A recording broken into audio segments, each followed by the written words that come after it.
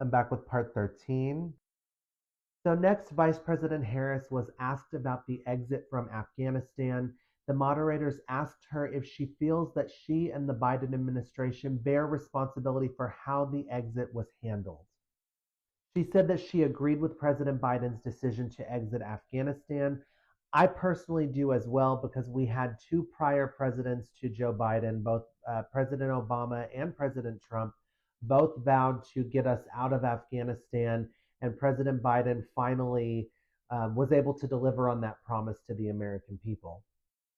She highlighted the fact that because we've exited Afghanistan, the United States is no longer having to pay $300 million per day for that war that went on for way too long. She also pointed out the fact that U.S. troops are now no longer deployed in active combat anywhere around the world.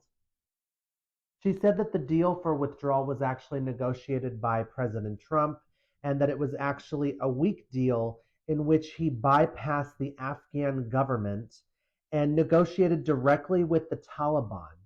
These are the people that we were fighting there in the first place, and that's who Donald Trump negotiated this deal with.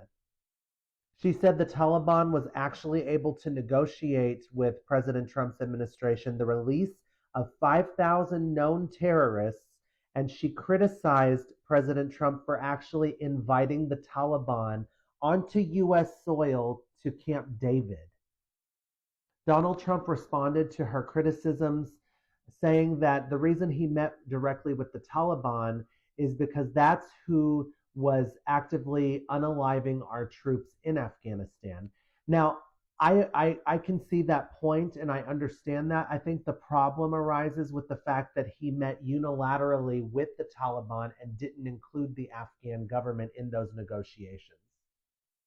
Trump then tried to shift some of the responsibility for the exit deal off of himself by saying that it was negotiated by Mike Pompeo. He also said that the deal had certain stipulations that weren't being met by the Taliban, so the deal should have been thrown out completely, but then the Biden administration decided to go along and move forward with it anyway.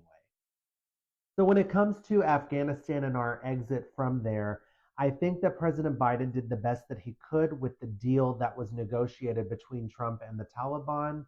Whether it was Mike Pompeo or whether it was Trump directly, that was the deal that was made. President Biden actually did push back our exit, I believe, as much as he possibly could. And he saw the opportunity to end a war that had been going on for more than 20 years, and he went ahead and took it.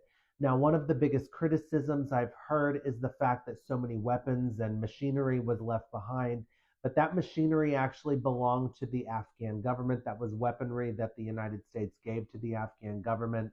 And regrettably, they did not have that secured from the Taliban. And yes, they did get their hands on some of that, and that is unfortunate, but that doesn't change the fact that the United States needed to pull our troops out of there and be done with that war. Trump was then asked about comments he made at a conference for black journalists in which he said that Kamala Harris had suddenly turned black, as if she hadn't been black her entire life.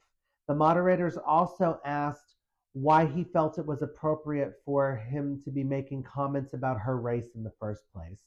He responded by saying that he doesn't care about any of that and that Kamala Harris can be whatever she wants to be.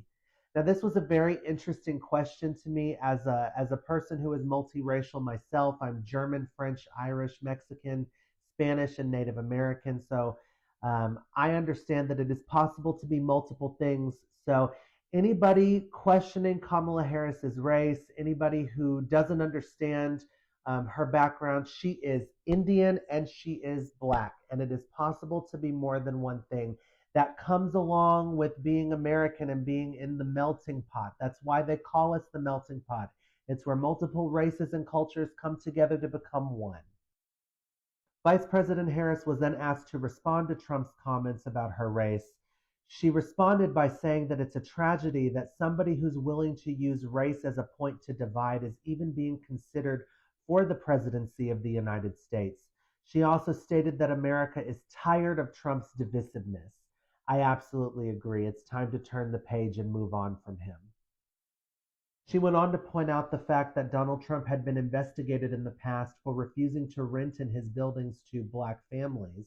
This is true. There was an investigation conducted in which white families and black families were both sent into Trump buildings, and the black families were told there were no vacancies, whereas the white families were told something different.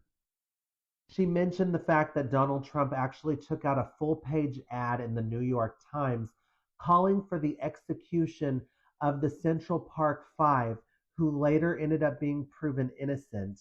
She also mentioned the fact that Donald Trump was the originator of the false birther conspiracy theory about President Obama during the election that brought him to power.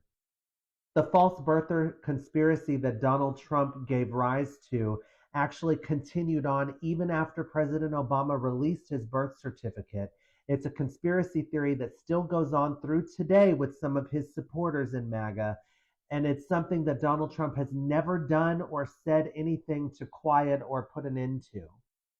The only response Donald Trump gave to any of that criticism was to say that the reason he supported the death penalty for the Central Park Five is that they initially had pled guilty and that many other people believed them to be guilty as well. And so he felt the death penalty was justified for them.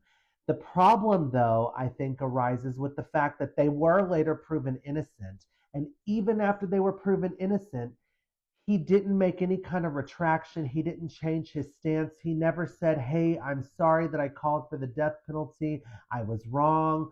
Or, we got this wrong and I shouldn't have called for that. Nothing. He never changed his stance or said anything different after that. And the fact that he still can't just simply apologize for it is the problem there. And I think that that's another reason why he doesn't deserve to be back in the Oval Office, because someone who can't admit their mistakes shouldn't be serving as President of the United States.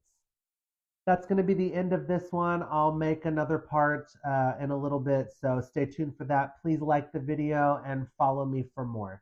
Thanks, guys. Have a good night.